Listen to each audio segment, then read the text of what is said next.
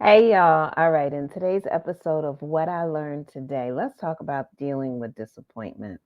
Um, all right, most people don't like to deal with disappointment. It is a feeling of energy that they experience inside of their body that usually triggers other feelings. Disappointment triggers feeling. I hear some of y'all saying, right, feelings of sadness. I hear other people saying, it's anger for me. Right, it uncertainty. All of these feelings get tripped inside of us.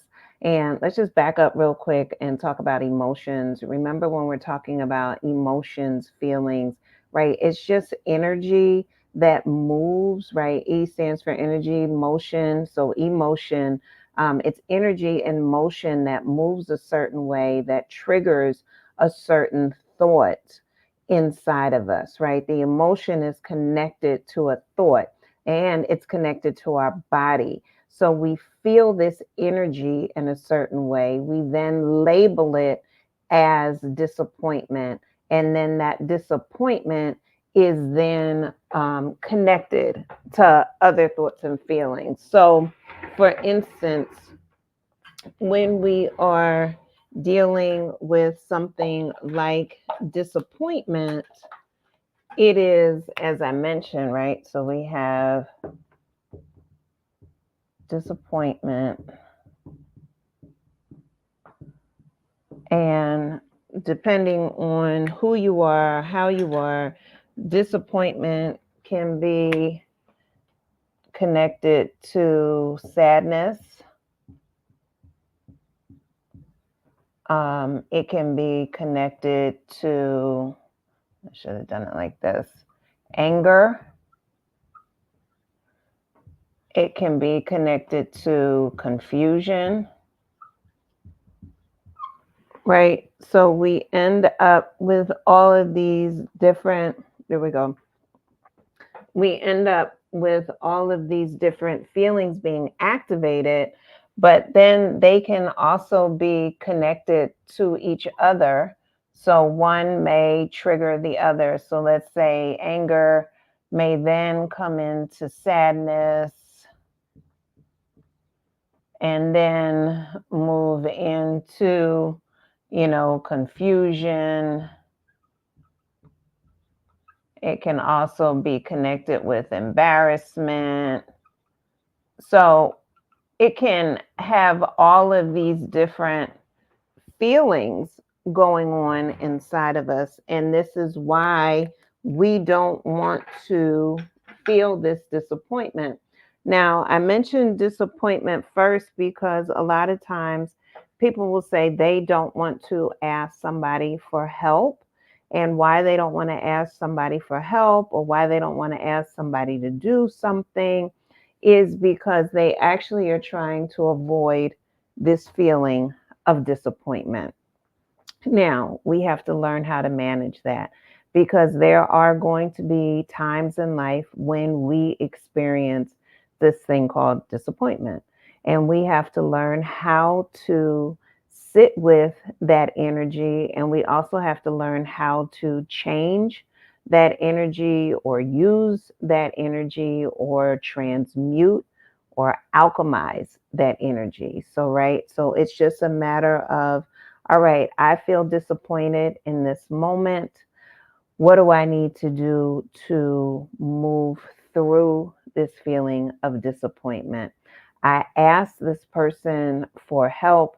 They are either one, unable to help me, period, right? They just don't have the skills or the ability to help me. They're unable to help me at this time. They may be busy. They may be dealing with something else that they can't take the time to help. They may not, they may choose, maybe they're capable of doing it and they just opt not to. They don't want to do it. So these are the various things that when we're disappointed, we have to get the clarity. Many times when we're disappointed, we jump to a lot of conclusions without getting the clarity. And you need the clarity so that you can make a proper decision.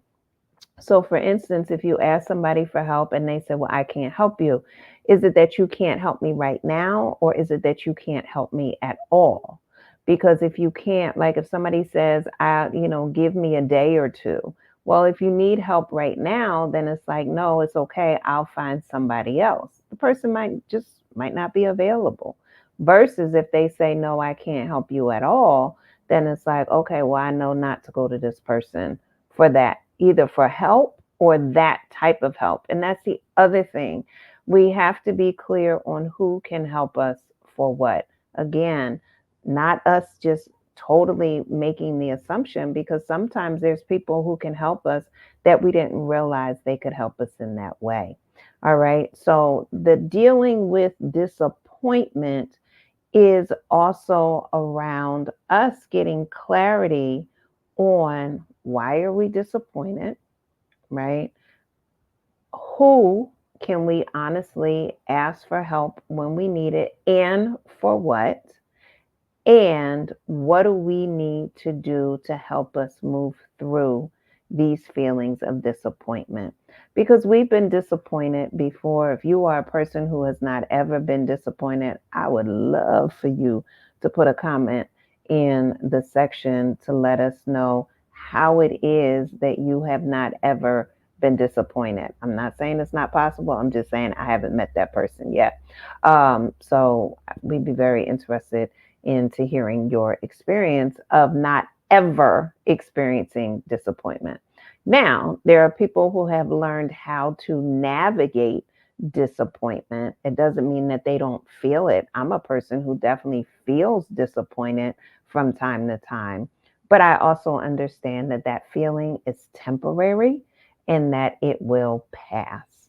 All right. I'm not saying I like the way it feels, but it is a feeling that will not destroy me. It is something that I have learned that you move through it, and over time, you get to the other side of it. Some things you're able to move through very quickly. It's like, oh man, I really wanted this person to show up. I'm disappointed that they didn't come.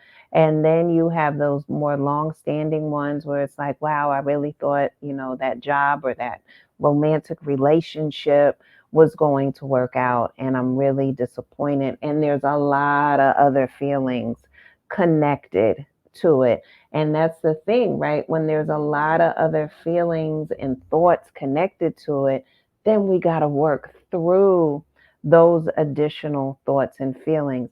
And we cannot belittle the disappointment, right? We can't lessen it and say, oh, I'm just disappointed a little bit, like trying to convince ourselves when the reality is, right? We're trying to say we feel this much disappointment, but the reality is like we feel this much disappointment.